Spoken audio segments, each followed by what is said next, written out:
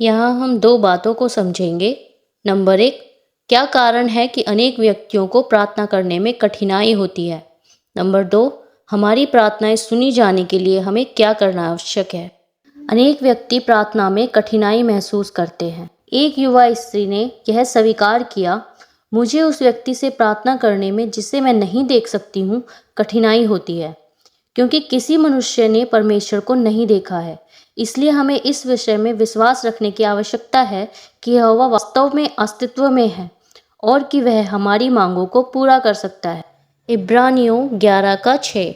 यदि हम उस प्रकार का विश्वास रखते हैं और यदि हम एक निष्कपट हृदय से परमेश्वर के समीप जाते हैं तो हम निश्चिंत हो सकते हैं कि वह अवश्य हमारी सहायता करेगा। मरकुस 9:23। इस प्रकार यदि कुरनेलियुस नामक रोमी सेना अधिकारी उस समय परमेश्वर के संगठन का भाग नहीं था, परंतु जब उसने निष्कपट रूप से पथ प्रदर्शन के लिए परमेश्वर से प्रार्थना की तो उसे अपनी प्रार्थना का उत्तर मिला। प्रेरितों के काम 10:30-33। अब जानेंगे किस प्रकार की प्रार्थनाओं से परमेश्वर प्रसन्न होता है। नंबर 4, किस प्रकार की प्रार्थनाएं परमेश्वर नहीं सुनेगा। कुछ व्यक्ति शब्दों में अपने आप को अभिव्यक्त करने में कठिनाई अनुभव करते हैं, तथापि उनको इस कारण से परमेश्वर से प्रार्थना करने में बाधा अनुभव नहीं होनी चाहिए। हम निश्चित हो सकते हैं कि वह हमारी आवश्यकताओं को जानता है और जो हम कहना चाहते हैं वह उसे अवश्य समझ लेगा। मत्ती 6:8। एक उदाहरण से समझेंगे। आप एक बच्चे से किस अभिव्यक्ति की कद्र ज्यादा करते हैं, उसके सादा निष्कपट धन्यवाद की या उन विशेष शब्दों की जो किसी ने कहने के लिए उसे सिखाए हों। हमारा स्वर्गीय पिता इसी समान रीति से हमारी सादा निष्कपट अभिव्यक्तियों की कद्र करता है। कोई विशेष शब्दों या धार्मिक भाषा की आवश्यकता नहीं है। याकूब 4:6, लूका 18:9-14। वह उन लोगों की सुनेगा भी नहीं जो दूसरों को प्रभावित करने के लिए असामान्य अथवा आडंबरपूर्ण भाषा में प्रार्थना करते हैं या जो एक ही प्रकार की बातों को पाखंडपूर्ण तरीके से बार बार दोहराते रहते हैं। मत्ती 6:5-7। नंबर 5, कैसे पता चलता है कि परमेश्वर खामोशी से कही गई प्रार्थनाओं को सुन सकता है। नंबर 6, क्या बाइबल यह सूचित करती है कि हमें कोई भी निश्चित स्थिति ग्रहण करके या निश्चित स्थान पर प्रार्थना करनी चाहिए। जब आप खामोशी से प्रार्थना करते हैं तो परमेश्वर उसे सुन सकता है।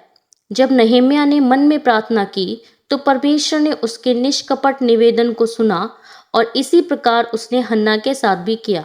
नहम्याह 2:4-8 और पहला शामुएल 1:11-13, 19 और 20। जब प्रार्थना की जाती है तब उस समय किसी व्यक्ति की शारीरिक स्थिति महत्वपूर्ण या नहीं है।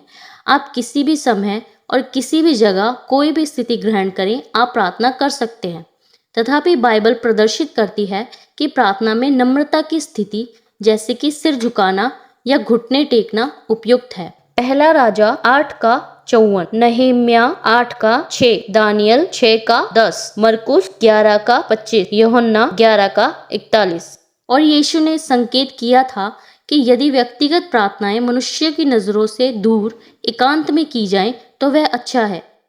नंबर 7, परमेश्वर के प्रति हमारी प्रार्थनाएं स्वीकार होने के लिए किसके नाम में उन्हें अर्पित होना चाहिए। प्रार्थना हमारी उपासना का एक भाग है। इस कारण से हमारी प्रार्थनाएं केवल हमारे सृष्टिकर्ता यहोवा परमेश्वर के प्रति न कि किसी अन्य व्यक्ति के प्रति संबोधित होनी चाहिए। मत्ती 4:10। और बाइबल प्रदर्शित करती है कि मसीहों को यीशु के द्वारा, जिसने हमारे पापों को दूर करने के लिए अपनी जान दी, परमेश्वर के समीप जाना आवश्यक है। इसका यह अर्थ है हमें यीशु के नाम में प्रार्थनाएं करनी चाहिए।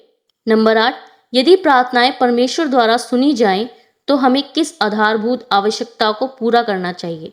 नंबर 9, क्या सब प्रार्थनाएं यहोवा को प्रसन्न करती हैं। बाइबल कहती है जो अपने कान व्यवस्था सुनने से फेर लेता है उसकी प्रार्थना घृणित ठहरती है। नीति वचन 28:9, 15:29 और यशायाह 1:15। इसीलिए यदि हम यह चाहते हैं कि परमेश्वर हमारी प्रार्थनाएं सुने तो आधारभूत शर्त यह है कि हम उसकी इच्छा पूरी करें और हम उसके नियमों का पालन करें। जिस प्रकार कि एक ईमानदार व्यक्ति उस रेडियो कार्यक्रम को नहीं सुनता जिसे वह अनैतिक समझता है। हम जिस बात के लिए प्रार्थना करते हैं उसे हमें व्यवहार में भी लाना चाहिए।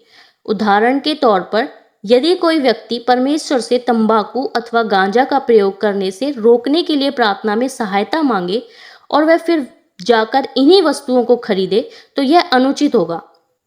ना ही वह यहोवा से अनैतिकता से बचे रहने के लिए प्रार्थना में सहायता मांग सकता है, जबकि वह वही साहित्य पढ़ता है और सिनेमा और टेलीविजन कार्यक्रम देखता है जो अनैतिकता को प्रस्तुत करते हैं। यदि जुआबाजी एक व्यक्ति की कमजोरी है, तो वह परमेश्वर से स्वयं को जुआ खेलने से रोकने के लिए प्रार्थना में सहायता नहीं मांग सकता है, जबकि वह घुड़दौड़ के मैदान और अन्य इस प्रकार के स्थानों में जाता है जहां जुआबाजी होती है। परमेश्वर द्वारा हमारी प्रार्थनाएं सुनी जाने के लिए हमें उसको यह प्रदर्शित करने की आवश्यकता है कि जो हम कहते हैं उसे वास्तव में करना चाहते हैं। अगली वीडियो में हम सीखेंगे प्रार्थना क्या है और हमें किन महत्वपूर्ण विषयों के लिए प्रार्थना करनी चाहिए। आमीन।